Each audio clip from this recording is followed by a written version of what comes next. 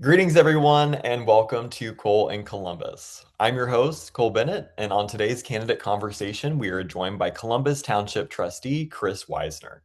Kris was nominated to lead the township in 2024 after his predecessor, Ben Jackson, resigned in disgrace.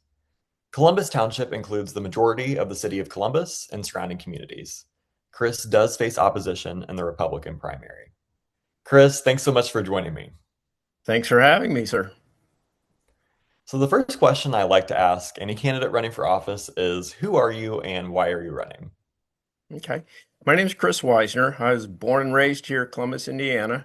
I graduated from Columbus North High School. I became an EMT. I worked for Athens Ambulance starting in the early 80s, 1980, fresh out of high school. After that, I transitioned into law enforcement. I was with the sheriff's office for 36 years, third shift supervisor, sergeant, had two canines. So I did a lot of the real law enforcement with drugs, narcotics, and DUI arrests. From there, I retired in February of 2019. I went to work for Adult Protective Services as an investigator, which is a branch of the Bartholomew County Prosecutor's Office. And there again, continue with enforcing the laws for exploited, endangered adults. After that, I was caucused in as the Columbus Township trustee in 2024. So my history has been in public service. I've always assisted the communities within Bartholomew County for the majority of my life. And it was just an extension where I could give more back to the community and just kind of fulfill that role as helping out the community. So, can you explain a little bit about your role as township trustee and how it fits with county and city government? Okay, so the Columbus Township Trustee's Office, primarily people look at that and say, well, that's poor relief for financial assistance. So we do give poor relief. We give emergency financial assistance for things like rent, mortgages, utilities. We also give food vouchers. If people are needing funds that they can go buy groceries, they can go to Kroger's and buy food from there. We also handle utilities, whether that's electric bills, gas bills, water bills. We work with them to help pay those bills as well. We also provide bus tickets. Some of the homeless people or transients or people that are passing through and their vehicle breaks down, they need to get on with their destination. Then, depending upon the criteria, we can also assist those with bus tickets. We also have household item vouchers where there again, if you need cleaning supplies and you can't afford those, we can give vouchers to purchase those items. So people see the trustee's office as basically giving financial assistance, but it goes a lot more than that. We also handle we maintain 9 abandoned cemeteries here in Columbus Township. We provide the facilities and funding for the Brighter Days Homeless Shelter. And we also have a fully staffed 24 hours a day, 7 days a week fire department. So it's not just the, the poor relief, but there's other aspects of that. We also provide assistance for burials. So if someone can't afford to pay for a burial or cremation, then we can also pay for that. We also work directly with the landlords. If somebody has an exorbitant amount that they owe in either utilities or in rent, then we can work with those companies or those landlords to try and get a lower cost down, and then we help facilitate payment of those items. So it's something that is strictly for township government. The city and the county do not offer either of those expenses or funds. They aren't able to help the citizens with those things. Also, I know the city of Columbus has their own fire department, but that is strictly within the city limits. So Columbus Township Fire Department has the surrounding area of the city that we respond to, people that live in the county within Columbus Township. We also have mutual aid agreements where we frequently respond with the Columbus Fire Department to assist them in fire scenes. We have a ladder truck that we use specifically for those, also a rescue vehicle, if you will, extrication equipment to help people that are entrapment inside their vehicles. Then we can assist Columbus Fire. We also have mutual aid agreements with the other townships out inside the surrounding counties. So those are things that the county and the city don't necessarily have, but we can assist with that. And there again, we're assisting people within Columbus Township and assisting within the city of Columbus, which the Columbus Township has a population of about 53,000 people. So that's quite a lot of people that we can assist. I've been looking at your signs that are popping up around town, and there's a lot of them. And one of your key campaign positions is putting the trust in trustee. Can you talk about why that is important in this race? So the last administration, the previous trustee got into some financial issues where he had exploited $1.12 million from the township, and that was by use of a credit card that he used to fund his own personal vacations and expenses and things of that nature.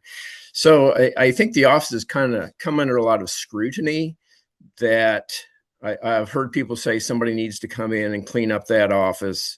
Well, in essence, I've been in that office for about 16 months now. And so I have been able to do that, clean up the issues that are behind us. Like I said, this was something that I was reactive to. It wasn't something that I created, but I stepped in and I had to change the belief on what Columbus Township is. I don't want to be judged by the previous trustee. Obviously, he did some wrong things. He pled guilty. He was convicted. He's been sentenced and he's currently incarcerated. So I have to be able to show to the public that that is a thing of the past. So you have to be able to trust the trustee, myself. You have to be able to trust our office.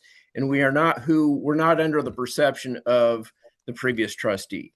So we have open transparency. We have open controls that have been put in place to say, I'm a stand-up guy. I have spent 42 years of my life in law enforcement. And so to back that, I'm not going down that road, and I will do everything I can to ensure to the public that those things will not happen under my administration. So it's just basically, hey, you can trust us. The previous guy, he did things, he lost your trust, he used public funds. Well, I've stepped up, I've changed things within the office. This is me. These are things that I am doing to ensure that you can trust everything that my office does, and we will be fiscally responsible with all of our funds. Now, you have implemented various reforms in the township office, as you've mentioned, including hiring a financial group to oversee all office finances. What has been the feedback that you've received on these reforms, and do you think these changes should be adopted by other townships? I think it opens more transparency instead of just one set of eyes or two set of eyes within my office. Now I have, like I said, a financial agency that oversees everything. They can go into our accounting software on a daily basis, the bank statements, they reconcile all our bank statements. They make sure that all the funds add up. And so it's not just me writing a check. They oversee that. When we write vouchers within the office or the day-to-day bills that come in, my front desk signs off on it. It comes to me. I sign off on it. It goes to my part-time clerk.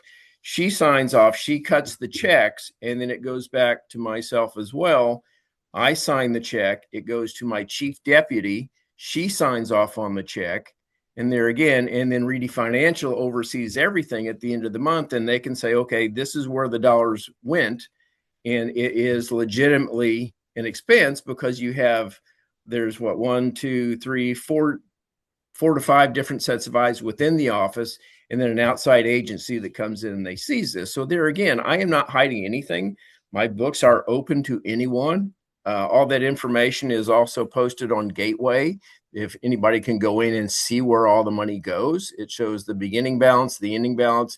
It's more about just being transparency and say, I have all these other entities that are able to see my books and finances, and they know where all of that money goes and how it is spent.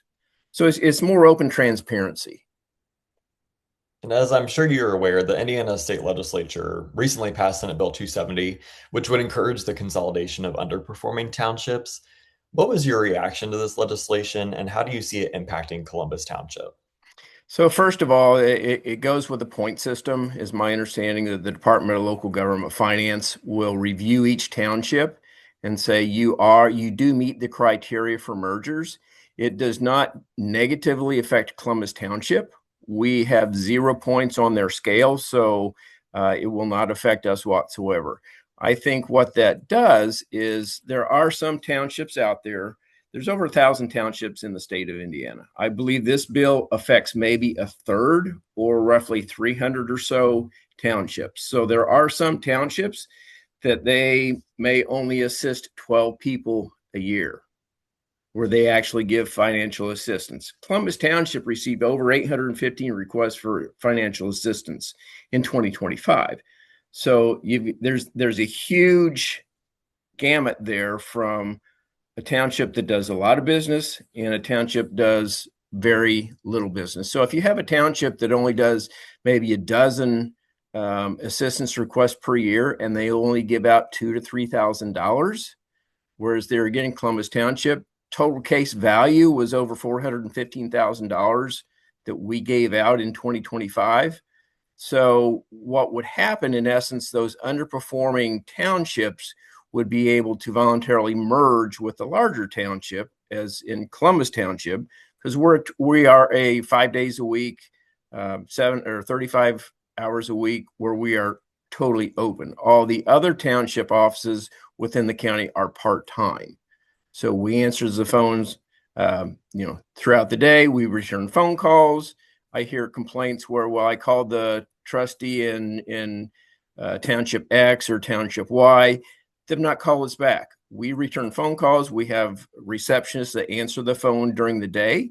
And so we are more able to serve the public. So if Township X and Y would agree to merge within Columbus Township, then that opens up more resources for those people in those other townships. So it only allows us to better assist people in our community that are actually in need. Now, you've alluded to the 2025 budget and your response there. In 2024, an Indy Star article released an alarming statistic that over three-quarters of Indiana Township spent more on salaries than they did on poor relief. In 2025, how much of Columbus Township's budget went towards direct assistance to residents versus administrative costs? So I would have to break that down into different areas, because there's a township fund, there's a township assistance fund, but we also have the firefighting funds. So, a large portion of my budget goes towards the fire department. We have fully staffed, we had paid employees, we have fire trucks. So that's over $1 million a year that goes towards fire service. If you're asking specifically as far as office expenses, salaries versus the actual dollar amount of assistance, I think is kind of what your question is. Yes. I would Yes. have to say that the salaries for 2025 was approximately $210,000. As far as actual monies that we physically gave away was closer to $240,000. But there again, it's not just about we're giving away this money. There's case management that we do. We work directly with the landlords, like I said previously, to come to an agreement of lowering those expenses for payments. So we also provide counseling, help people learn budgets, and we try to be more of a wraparound where we continue to help them understand their finances and how they can better themselves in the future. So there's also casework and support that is given as well, as opposed to somebody coming in, we're going to give you $500 towards your rent. We'll see, and that's the end of it. We continue to follow up with these people to try and help them. And there again, we also have our own little food pantry inside the office as well. So there again, some of that money, you look at that amount, it's not just a monetary thing, it's a personal thing where we continue to give personalized assistance to these people that need assistance. Now, when it comes to the salaries for the township trustees, board of advisors, how are those benchmarked? Does it depend on population? As far as, can you clarify that? I'm sorry. In terms of how much money you receive as a township trustee or being on the board of advisors, how much are you getting paid? Is that based on population? Does it change from township to township? How does that work? It would vary from township to township. It would vary depending upon the amount of tax money that comes into the township. Obviously, a smaller township won't be able to pay as much. It's a part-time position. It doesn't pay as much as the larger townships, which have full-time staff. You have more responsibilities. Like I said, we have the office, we have the homeless shelter, we have a fire department. There's more responsibilities there than just the old mom and pop, if you will, that take in 12 requests for assistance a year. They've got a budget of $100,000. My budget for this year is $2.5 million roughly. So a lot of it's just kind of gauged upon the amount of income that comes in and the amount of work that the trustee and the employees actually have to do. Do you think that township meetings should be recorded? As in the board meetings. Correct. Okay, those are recorded. Those are streamed online. That is a requirement that was effective last year. And like I said, my board meetings are live streamed. They're on YouTube, and those are open to anybody. Also, anybody is welcome to come in and sit in on any of my board meetings. Where can you find those? What's the name of the YouTube channel? It would be under Columbus Township Trustee. Okay. And when do the Board of Advisors, when do you all meet? We meet on the second Monday of every month at 5 p.m. at the trustee's office. Okay. Thank you for Which is clarifying. at 1333 Washington Street, Columbus. Very good. If you were elected to another term, what do you hope to accomplish in those 4 years? So I think there's a lot of different factors. First of all, we have to address the homelessness. Um, it's a big issue that everybody sees, but I think it's kind of ignored. Initially, when the homeless shelter Brighter Days was established 10 years ago, it met the need at that point in time. Times have changed since then. That is only a nighttime sleeping shelter. It's not a 24-hour service. We need a 24-hour shelter where people can go and stay during the day. And that way they're not out roaming around, hanging out in parks, which causes complaints with city police. You also have the new laws coming into effect of not saying that homelessness is criminalized, but that is a tool that law enforcement can do or use depending upon the situation. So if we try and get away from that and give homeless people or people that are down in their luck and they need a place to stay, it's a 24-hour service. There's other counties surrounding. If you go to Bloomington, you have Wheeler Mission, you go to Indianapolis, they have 24-hour shelters where the homeless people can go and they can stay all day. It's not like, okay, I check in at 6 to 9 p.m. at night, 8 o'clock in the morning, I have to be out of here. And then I have to go wherever, go to the engagement center downtown. Well, if you look back a couple months ago, it was 10-degree weather. We had a foot of snow. It's not good for those people to be out basically in those elements. So if we have a 24-hour shelter, that's something that would actually be more of a benefit. There's also a lot of homeless that have animals, and they say, I can't go to the shelter. I have to live in my car because I have a cat or I have a dog. There again, there needs to be some type of support on the premises that they can house a dog or a cat for a day or two until they can get back up on their feet. We also have to look at family housing. Is there any type of housing for families that are in need? Well, there really isn't. You have Horizon House, but there's not a larger scale. So I would be looking at implementing a 24-hour shelter, more housing for families that are in need. And one of the other big things that has come up is high school students that are homeless. Where do they go? Right now, they don't have a place to go because they're underage. I can't put a 17-year-old up in a hotel. I can't put a 16-year-old in a community housing area because they're underage. So we have to be able to figure out how we are going to handle that situation, work with the school corporation. So these people that some of them are great students, but they have gone through hard times and they need housing, they need assistance, and they need someone to help them with how to understand and navigate those particular hard times. So there's three different areas that I would like to see there. Have supportive housing, have wraparound services where if we, let's say somebody starts out at the shelter and then they can work into, I would like to have a township owned apartments on a small scale to start out with, where you're going to be able to stay in this housing for, you have a year. The first 3 months, no charge whatsoever. But now you can go out, you can get a job.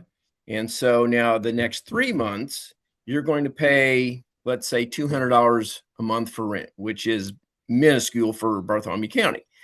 And so now that money goes into a fund. We help them learn how to get out on their own. The second 6 months, you have to find your own housing. I give you 6 months to find housing. Let's say the rent goes up to $500 a month now. So for the first year, they can find a job, they can find housing, they receive counseling. I know where I'm going to go. I'm going to move into the Blue River Apartments. We'll just throw a name out there. So at the end of the year, they move in. Well, now as the township, I'm going to give you back your rent that you paid me for that 8 months. Now you can use that as a down payment or a deposit. But it doesn't just stop there. We are going to continue with you and set you up for success, where you know how to handle a budget, you know how to care for the things inside your apartment, you know how to go shopping. You're not buying the filet mignon, you're not buying the high dollar stuff or junk food, you're buying good stuff for subsistence. And so they understand how they can live successfully on their own to better themselves. So we're not just setting you up for failure where, okay, now you've got an apartment, we're going to back out. We're going to follow up with you and continue to assist you to where you can understand what it's like and how to live on your own successfully or live with that family and budget. So there's several different goals there along the lines of homelessness. We also have to look at township mergers. So if Columbus Township absorbs 2 or 3 other townships, what about fire protection in those townships? I said, right now we have a fully staffed 24-hour a day, 7-day a week fire service. Are we going to implement those services to those outlying townships that are on a volunteer service? Because volunteer services, they're starting to become a thing of the past. People don't want to volunteer for our fire department because there's no benefit to them. It's not like the old days where everybody came together and helped each other. Everybody's lives are so busy. There's so much going on. Kids are in sports and they don't have time to devote to a volunteer fire department. So there again, we have to figure out, how do we provide a good professional fire service to those people in those other townships that have operated off of volunteer departments? So there's a lot of different areas that I want to expand on, but it just takes time to get there. So if I'm reelected, those are the main concerns: is the homelessness, the family services, minors that need support, and also the fire services are a big concerns of mine. You had mentioned what the media has dubbed the homelessness criminalization bill that passed earlier this year. Just within the past 16 months, with your work within the homelessness population here in Columbus, do you think that that was the right approach to address the problem? As far as criminalizing that aspect, Sleeping in public spaces, yes. it's my understanding that that is geared more towards Metro Indianapolis. They have more of an issue where there are homeless encampments on the sidewalks, and people don't want to go shopping in those areas or go downtown Indianapolis because of homeless situations. I think it's just an extra tool for law enforcement. My hope is it will not be the first tool that they will utilize. The first tool, in my opinion, is to give these folks the assistance that they need and to help them. But as a last resort, if there's no other options, no other alternatives, there again, that was something that law enforcement would have to look at and decide on whether this is appropriate measure to do. If someone is arrested, what does that do to the justice system? Now you take that officer off the street. He has to do the paperwork. You have 3 or 4 hours that he's down because of an arrest for someone that's homeless. Are they going to be booked in, booked out, where they don't have to post a bond? They're not staying in jail. So does that fit that purpose? And then again, those charges go to the prosecutor's office. The prosecutor has to take time to review the charging information, decide on whether they want to pursue charges. If they do, then that bogs down the court system for basically someone being homeless that has no other place to go. So again, it's a tool that I think law enforcement can use, provided it's used correctly. I could see that as a benefit for on both sides. If you have someone that's sleeping in a park and it's 10 degrees out and it's snowing, and they say, I know I'm not going to move, I'm not going to go anywhere, and they're arrested, they go to jail. If they stay incarcerated, then they have food, they have heat, they have blankets, they're out of the weather. And that's one of the main things that maybe they have to think about that time. What is in the best interest for that person? If that clarifies things. All right, well, we have reached our rapid fire section. Are you ready? I am ready, sir. Try to answer these questions in 5 words or less. All right. Describe your leadership in one word. Positive. If you could solve one issue in your role as township trustee overnight, what would it be? Homelessness. What's your favorite local event? I would probably just like to say summer. You get to Okay. go out and you get to go to the festivals. That's more than Okay. 5 words, but Okay. That's all right. What about your favorite local restaurant? say I really have one. I like Okay. all types of food. So Okay. Okay. Fair. Fair. All right. Well, that is all we have time for. Kris, how can people learn more about you or support your campaign? they can contact me personally. I can give you my email address is ksweisner, Weisner at gmail.com. They can feel free to shoot me any questions or answers. Um, I can answer any questions they have, or they can contact me directly at 812-343-0353.